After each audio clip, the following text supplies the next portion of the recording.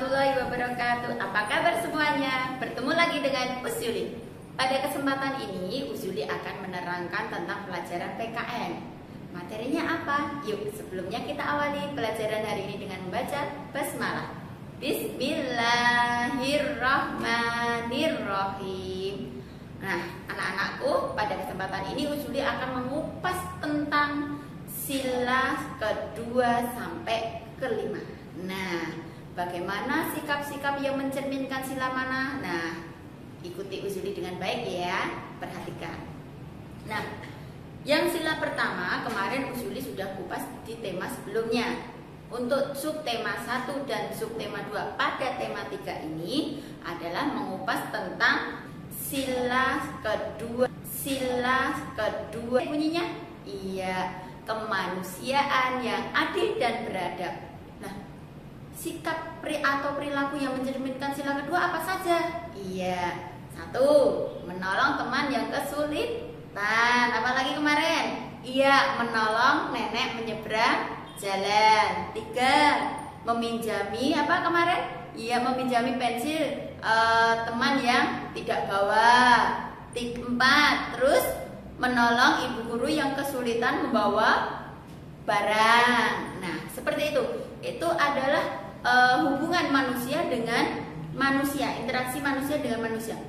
Itu yang mencerminkan sila kedua. Nah, manfaatnya apa sih saat kita harus tolong menolong? Iya, manfaat kita tolong menolong 1. Mempererat persaudaraan.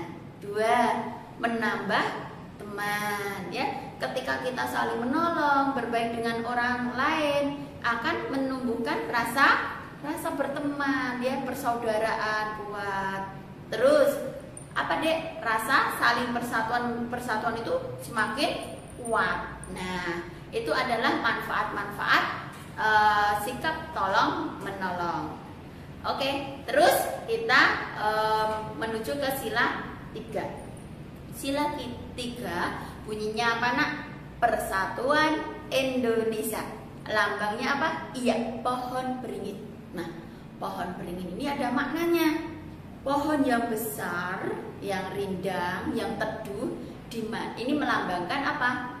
Yang dimana orang-orang bisa berteduh di bawahnya. Ini melambangkan bahwa masyarakat yang banyak beragam di Indonesia ini dilindungi oleh apa? Oleh negara, yaitu negara Indonesia.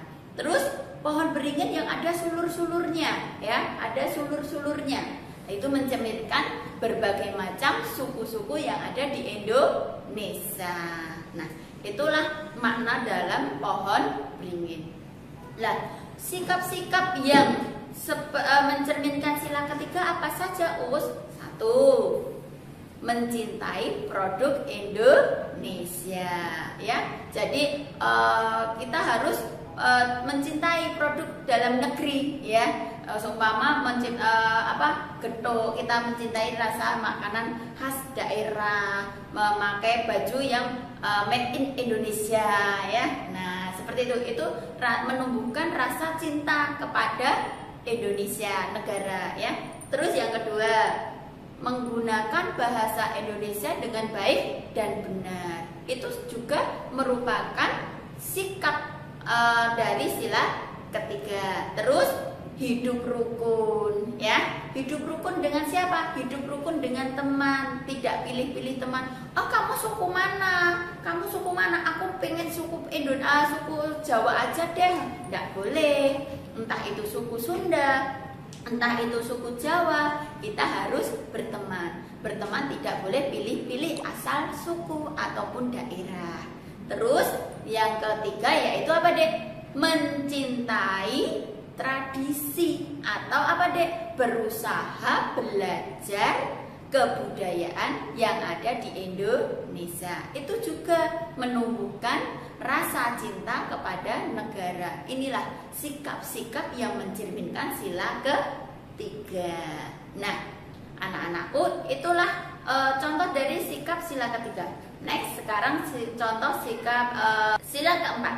Nah, Sila keempat bunyinya adalah kerakyatan yang dipimpin oleh hikmat kebijaksanaan dalam permusyawaratan perwakilan. Lambangnya apa sayang? Iya, kepala banteng. Nah, kenapa lambangnya banteng? Nah, ini juga ada maknanya sayang. Nah, banteng itu suka berkelompok atau bergerumbul ya.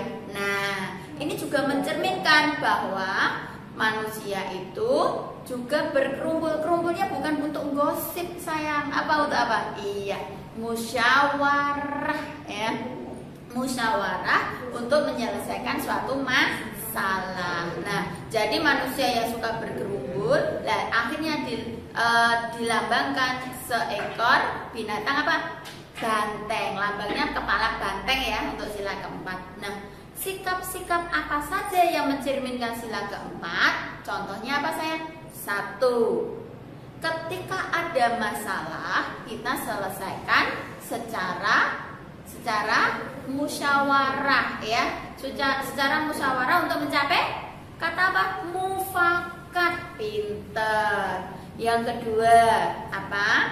Kita tidak boleh menjelek-jelekan atau tidak boleh mencela pendapat teman. Jadi kita menghargai ketika ada orang yang berbicara atau menyampaikan pendapat, kita dengarkan ya. Yang ketiga, tidak boleh memaksakan suatu kehendak. Kehendak di sini apa? Kamu harus mengikuti keputusanku ya. Kamu harus mengikuti keputusan ini nanti yang aku sampaikan. Tidak boleh ya, tidak boleh seperti itu. Nah, untuk mengupas tentang musyawarah, kita harus pelajari dulu hak-hak orang yang mengikuti musyawarah. Apa saja hak? Ya, hak itu adalah yang didapatkan. Nah, hak yang itu adalah sesuatu yang didapatkan. Apa? 1. Hak orang peserta musyawarah, 1, mengeluarkan pendapat. Dia berhak untuk mengeluarkan pendapat. Nah, yang kedua, didengarkan pendapatnya. Nah, didengarkan pendapatnya. Ada hak, ada kewajiban. Kewajibannya apa? 1, kita harus apa? Mengikuti musyawarah dengan tertib ya. Yang kedua apa? Ayo. Iya, kita harus menjalankan keputusan musyawarah dengan penuh tanggung jawab. Meskipun pendapat kita nggak dipakai, ternyata terus ada keputusannya diketok palu, nah, kita harus melaksanakannya secara tanggung jawab, harus ikhlas ya, seperti itu. Dan terakhir kita yaitu sila kelima. Nah, sila kelima adalah bunyinya bagaimana? Keadilan sosial bagi seluruh rakyat Indonesia. Lambangnya apa sayang? Padi dan kapas. Nah, di sini adalah sikap-sikap yang mencerminkan perilaku sila kelima. Diantaranya 1, hidup sederhana. Hidup sederhana itu apa, Us? Yaitu tidak boros, hemat. Nah, jadi membeli sesuatu sesuai kebutuhan. Contohnya, kita mau menggoreng tempe perlu minyak. Nah, kita pergi ke supermarket atau ke pasar. Di situ kita melihat barang yang banyak. Tujuan ke sana tadi kita mau beli apa yang dibutuhkan? Minyak. Nah, berarti sampai sana kita beli minyak. Jangan sampai sudah sampai di tokonya atau di warungnya belinya macam-macam, minyaknya tidak terbeli. Itu namanya sikap boros ya. Jadi membeli tidak sesuai kebutuhan. Terus ketika kita diberi uang saku sama ayah, katakanlah 5.000, aku buat jajan 1.000 aja, yang 4.000 ditabung. Itu juga hidup hemat. Selain hidup hemat atau hidup sederhana, contoh yang mencerminkan sila kelima apa sayang? Iya, yaitu menghargai hasil karya orang lain. Contohnya apa? Ketika ada teman melukis, nah kita menghargai. Caranya bagaimana terus? 1, dengan memujinya. 2, kita merawatnya. Tidak, ini iri langsung coret-coret. Itu contoh yang tidak bagus ya. Kita harus menghargai hasil karya orang lain. Terus selanjutnya contoh yang mencerminkan sikap kelima apa sayang? Iya, gotong royong atau kerja bakti. Nah, gotong royong kerja bakti itu bisa dilakukan di mana saja ya. Kemarin seperti Usyuli sampaikan, bisa di lingkungan rumah, bisa di lingkungan sekolah, dan juga bisa di lingkungan masyarakat. Nah, anak-anakku, kita hidup di negara Indonesia. Dasar negara kita adalah Pancasila.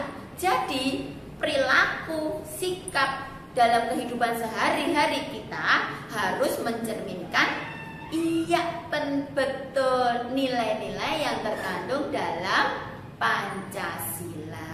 Oke anak-anakku, itulah materi yang ingin Usyuli sampaikan. Kurang lebihnya Usyuli minta maaf. Semoga bermanfaat apa yang Usyuli sampaikan. Nah, Usyuli harapkan kalian mengerjakan tugas dari dengan penuh tanggung jawab. Jangan suka menunda-nunda tugas ya, biar tugasnya tidak menumpuk. Oke? Mari kita akhiri pelajaran hari ini dengan membaca hamdalah bersama-sama. Alhamdulillahirabbil alamin. Jaga kesehatan selalu. Wassalamualaikum warahmatullahi wabarakatuh. Dadah.